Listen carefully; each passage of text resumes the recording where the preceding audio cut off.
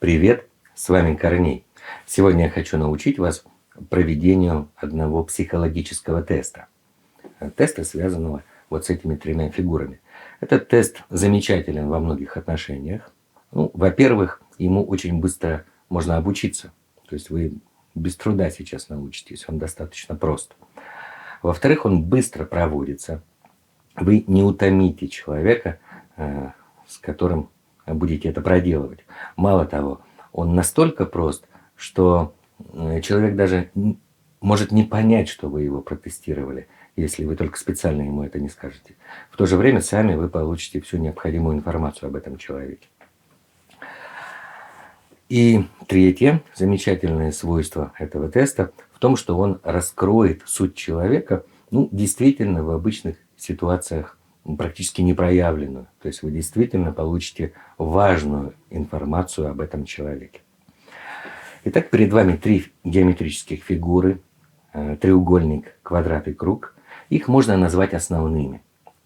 Конечно, в мире существует бесконечное множество геометрических фигур, но если выделять основные, то вот психологически мы действительно выбираем вот эти три фигуры. Это подтверждается и историческими фактами. Вот перед вами картина японского каллиграфа. Как вы видите, здесь изображены те же самые фигуры. То есть в самых разных культурах, в самые разные времена все равно люди чувствовали, что вот треугольник, квадрат и круг – это что-то такое базовое, основное. А все остальные фигуры, ну, они второстепенны. Итак, как проводить тест? Вы можете сказать своему другу, спросить у него, какую фигуру он предпочитает, какая ему больше нравится. Треугольник, квадрат и круг. Он вам отвечает, и по сути, можно сказать, уже тест пройден. Этот тест покажет, как человек ведет себя в ситуации конфликта. Вы можете в интернете найти достаточно много информации о подобных тестах, но там авторы стараются дать как можно больше информации, раскрыть человека во всех его проявлениях.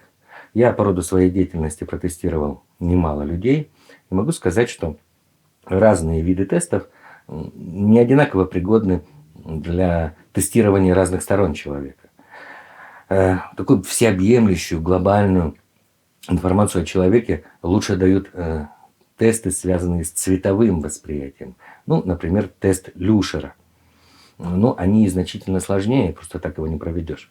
А вот тест, связанный с геометрическим восприятием, это не всеобъемлющая характеристика человека. Это его характеристика в конфликтной ситуации. Она раскрывает то, как человек ведет себя в ситуации, когда он враждебно настроен, когда он агрессивно настроен. Итак, вы узнали, какую фигуру предпочитает ваш друг, и теперь вы знаете то, как он будет себя вести в конфликтной ситуации. Люди, которые предпочитают треугольник, в конфликтной ситуации ведут себя очень остро. Они повышенно агрессивны. Их характер в какой-то степени можно ассоциативно назвать таким волчьим, злобным характером. Заметьте, я еще раз повторюсь, что речь идет о поведении в конфликтной ситуации. В других ситуациях человек может быть совершенно иным. Люди, предпочитающие квадрат, в конфликтной ситуации они очень настырны, настойчивы, упрямы, несгибаемы, непробиваемы. То есть это такой характер упрямого осла, можно так назвать.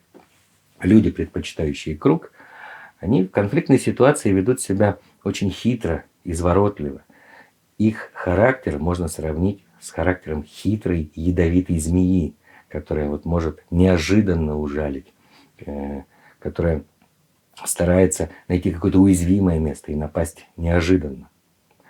Вот таким образом вы можете понять, что можно ожидать от вашего товарища, если вы вдруг с ним поссоритесь, кем он окажется – волком, ослом или змеей. Это основная часть теста, она самая такая полезная, но можно ее немножко усложнить.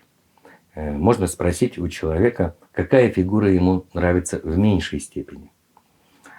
Если меньше всего человеку нравится треугольник, то такие люди в конфликте, они всегда сдержаны. Они стараются даже во враждебных отношениях не причинить своему оппоненту чрезмерного вреда. Люди, которым меньше всего нравится квадрат, они не злопамятны. И в конфликтных ситуациях они легче других людей идут на примирение. И люди, которые на последнее место ставят круг, они в конфликтной ситуации достаточно благородны. И даже если ситуация очень напряженная, они все равно стараются поступать честно и открыто.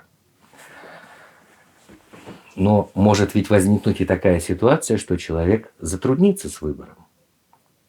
Таких людей очень мало, их около 5%, но они есть.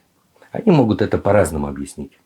Кто-то скажет, что ему все фигуры нравятся, кто-то может сказать, что ему все не нравятся. Кто-то может спросить, а как вообще можно выбрать, что значит нравится, не нравится, это же всего лишь фигуры. Вот, но таких людей мало. Но отсутствие ответа – это ведь тоже ответ. Если человек затрудняется с выбором фигуры, то это характеризует его как шизоида. Шизоид – это такая акцентуация характера. Это люди, чем-то напоминающие шизофреников, но они не больные. Это вот шизоидный характер, это такой вариант нормы. Это люди, у которых нет каких-то эмоциональных связей между различными вещами, когда мы нерационально можем что-то любить, что-то не любить, да, вот просто как фигуры. Шизоид в конфликте абсолютно непредсказуем. То есть в конфликтной ситуации он действительно чем-то может напоминать шизофреника. Когда я рассказал об этом тесте одной своей знакомой девушке и дошел до шизоидов, она просто подскочила. Она сказала: Корней, так ведь это самая главная часть теста. Я говорю: да нет, это второстепенная, потому что 95% людей это они выбирают фигуры. Она говорит: нет, это самая главная часть теста, потому что то, что ты сказал про шизоидов, это на самом деле рептилоиды. И она мне рассказала следующее. Она сказала, что на Землю прилетают самые разные пришельцы, разные расы пришельцев. Они все ведут себя по-разному. Вот, например, она говорит, что всем известные серые, они занимаются тем, что похищают людей и ставят на них эксперименты. А рептилоиды – это другая раса, у них другая тактика поведения. Они могут превращаться в людей. И они внедряются в наше общество, преследуя какие-то цели. Говорят, что в политике много рептилоидов. Превращаются они настолько полно, что отличить их от человека невозможно никаким образом. В том числе там и приборы, и анализы, это все бесполезно. Мало того, рептилоид, пока он превращен в человека, он сам забывает о том, что он рептилоид. Он искренне считает себя человеком.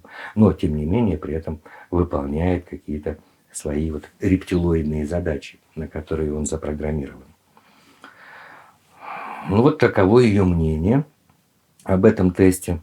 У меня было, конечно, искушение спросить у нее, что, наверное, ты сама-то как раз затрудняешься выбрать какую-то фигуру, и ты, наверное, сама рептилоид, но при этом забыла об этом. Я все-таки постеснялся у нее это спросить, потому что мы были не очень близкими друзьями. Ее странное поведение меня на это подтолкнуло.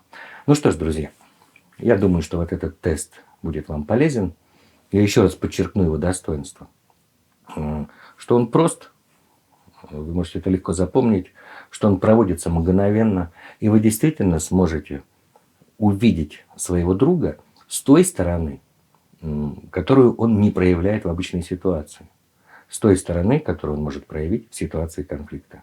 Вы можете понять, кем окажется ваш друг, если вы вдруг с ним поссоритесь. Волком, ослом, змеей или, может быть, даже пришельцем. Что ж, с вами был Корней. Подписывайтесь на канал, ставьте лайки. Пока.